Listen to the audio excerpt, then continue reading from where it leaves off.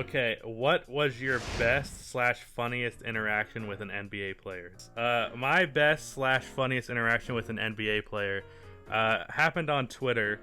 Cameron Payne just tweeted, "I love that hate," and I replied, "Here's some more. You suck ass." And he liked the fucking tweet.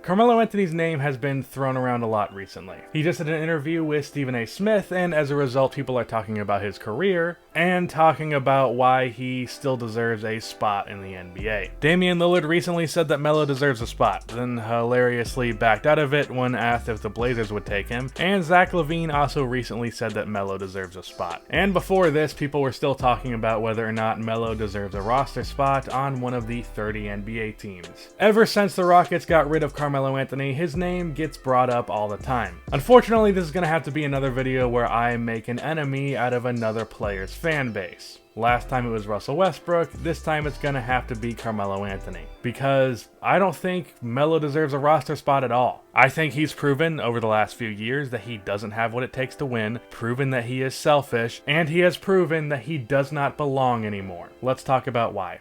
Rebound. Save. Absolutely incredibly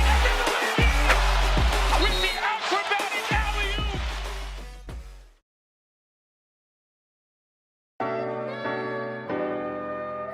Before I talk about why I feel the way I do about Melo, let's dive into the last 2 years of his career. After spending a few years on a desolate New York team, Carmelo was finally traded to the OKC Thunder for Doug McDermott and his Cantor, pairing him with MVP Russell Westbrook and Paul George, as well as some really good defensive players like Steven Adams and Jeremy Grant. This team had some high expectations. Hell, I believe they could be the second best team in the league. I could try to deny that, but unfortunately, having this YouTube channel means most of my opinions are now a matter of public record. But this team would not be as good as it was hyped up to be. Russell Westbrook would not be as insane as he was in 2017. Paul George was delegated to the secondary role on offense despite being a much better offensive player than Westbrook. Andre Roberson got injured, there were some chemistry issues, and Billy Donovan sucks. But most importantly, Carmelo Anthony had the worst year of his career, averaging less than 20 points for the first time in his 15-year career. He did this shooting the 4th worst field goal percentage of his career as well. But outside of the numbers, Melo really screwed up the flow of OKC's offense, always going to his signature 40 jab steps in one possession fadeaway mid-range jump shot that was not a good shot and killed all of the movement. And defensively, he was a black hole, becoming a massive liability. For me, the number one problem with the OKC Thunder in the 2017-18 season was Carmelo Anthony. The way he stagnated the offense and hurt what should have been a perfect defense. He was the biggest detriment to the Thunder. It's why the Thunder were so much better without him. The difference would have looked so much bigger in contrast if Paul George didn't get hurt in the last month or so of the season, so don't try and bring that up. But the Thunder traded Melo in the offseason and, to my surprise, actually got back a solid player in Dennis Schroeder from the Atlanta Hawks. I'm not sure why the Hawks threw him away for nothing, but whatever. The Hawks released Melo and he signed with the Rockets. The hope was that Melo could be the third scorer on the Rockets, playing off of two great playmakers in Harden and CP3, basically turning into Team USA Melo. That hope was quickly squashed, and after just 10 games, the Rockets quickly realized that Melo was not going to work. So they stopped playing him and eventually traded him to the Chicago Bulls, who released him. Since then, Melo has not signed with anyone, and thus the debate on whether or not Melo deserves a spot or not. But I dive deep into Melo's problems with the Thunder. Let's look at the Rockets. In 10 games with the Rockets, Melo averaged 13-5, but did so shooting terribly. But more importantly, when you consider how he fit, that was the issue. Melo had the same issues in Houston that he had in OKC. Melo went for a more off-ball role, but still threw away a possession or two every game for some forced mid-range shot, or after doing a pump fake, he would step in for a mid-range shot. These things were fundamentally wrong with Mike D'Antoni's system, and fundamentally wrong with 2018 NBA offense. And if you didn't know the history of Melo and Mike Mike D'Antoni. To put it simply, D'Antoni did not like the way that Melo fit into his systems. Back when Mike was coaching the New York Knicks, he left because he knew Melo wasn't going to go anywhere. So when D'Antoni was the head coach of the Rockets and Melo was far more expendable than he was in New York, when Mike saw these same flaws with Anthony that he saw in New York, he wasn't too patient with it. And unlike some Melo fans, I don't think this was petty on D'Antoni's part. I think he just knew what he saw and got rid of Melo as soon as possible. I think when D'Antoni looked at Melo on the Rockets, he saw the same character from New York in an older and less capable body. And because of that, he ended it before it could really start. Some may say that it's not fair to give a guy only 10 games, but I completely disagree. If a guy shows no change between age 27 to age 34, no change in his game, an unwillingness to change the problems within his game, throwing away so many possessions for terrible mid-range jump shots, not even bothering to try on defense, those things that Melo showed to me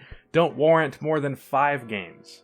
Melo only got 10 games, and I don't view that as Melo only getting 10 games to prove himself. I view it as him having 10 games to prove D'Antoni and everyone who criticized Melo right, and that he did. I have a simple reason for why I don't feel sorry for Melo and why I don't think he has a place in the NBA. Well, actually, it's 2. One is this clip where Chauncey Billups talks about Melo's personality and mentality in regards to basketball. Why has Melo become so toxic, Chauncey? Well, it's hard for me to see. I don't see it. I tell you what, it's so crazy. I feel bad for Melo, and here's why.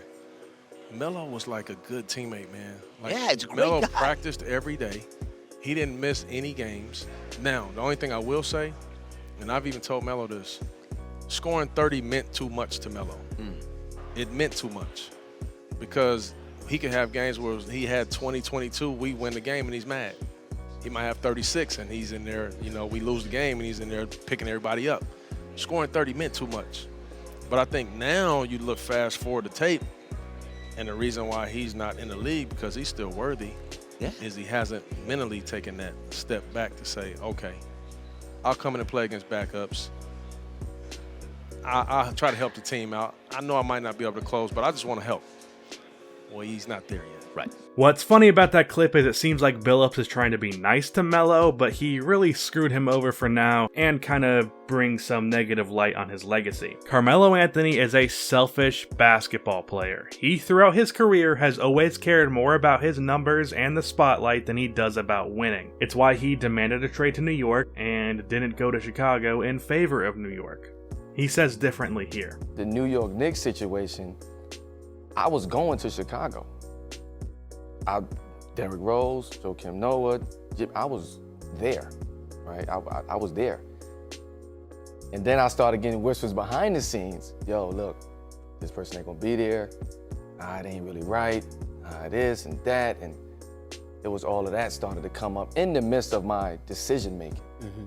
I wasn't gonna let anything cloud that. To me, he can go on and on about why he didn't go to Chicago because of one small rumor or another, but I don't believe it for a fucking second. If he did actually feel that way, if hearing this or that is enough to deter you, it's pretty clear that you already had one foot out the door. And this is not me angry as a Bulls fan, because I'm not even sure that I wanted Melo in 2015 because of how I feel about him as a basketball personality. You don't back out of a commitment like going to Chicago because of some small rumors that all, by the way, turned out to be nothing. Melo just didn't want to go to a team that had Derrick Rose, Jimmy Butler, and Joakim Noah, who would take even just a small fragment of his spotlight. If that was enough to deter you, it says a lot. The number one story that tells me that Melo does not belong in the NBA is how he treated Jeremy Lin. When Linsanity happened in New York, suddenly on the front page of every newspaper in New York was Jeremy Lin. Every headline on SportsCenter about the Knicks was about this Asian kid from Harvard who came out of nowhere and was schooling everyone on the court. This guy who, by the way, had the Knicks as a better team when Melo got hurt that year. Jeremy Lin, in his non-selfish, team-first play style, was getting the Knicks some W's after a very rough start to the season. And Melo, rather than embracing this new guy who was going to help the Knicks and himself get some more wins, rather than doing that,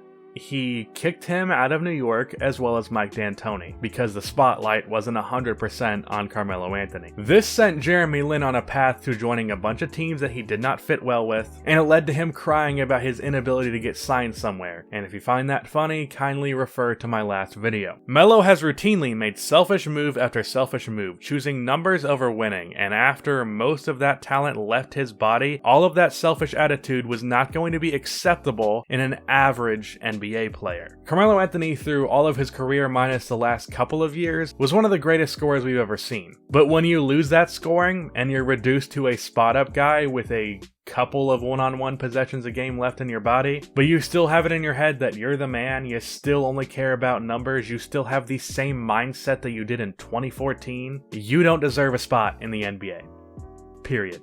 Melo hasn't evolved in the way that he needs to be deserving of a roster spot in the NBA. That selfish mindset was acceptable when he was giving you 27 points per game, but it is not acceptable now. So that is why Carmelo Anthony isn't in the NBA anymore. And this is really sad to me, because I actually really enjoyed Carmelo Anthony's game. What can I say? I'm a sucker for mid-range shots. Kobe did that to me. I would like to see him succeed, but unfortunately, Carmelo Anthony has shown that the only thing that he likes more than scoring is holding himself back from success. Kicking Jeremy Lin out of New York, kicking a really good head coach out of New York, choosing the Knicks over Chicago when you had a chance to be a title contender, being excited about 30 even if it's in a loss. Melo has always held himself back, and now that he's on the twilight years of his career and he has a limited opportunity to win a championship, he still refuses to evolve. That's the end of this video. Please be sure to like and subscribe for more NBA content like this, and cue the outro music.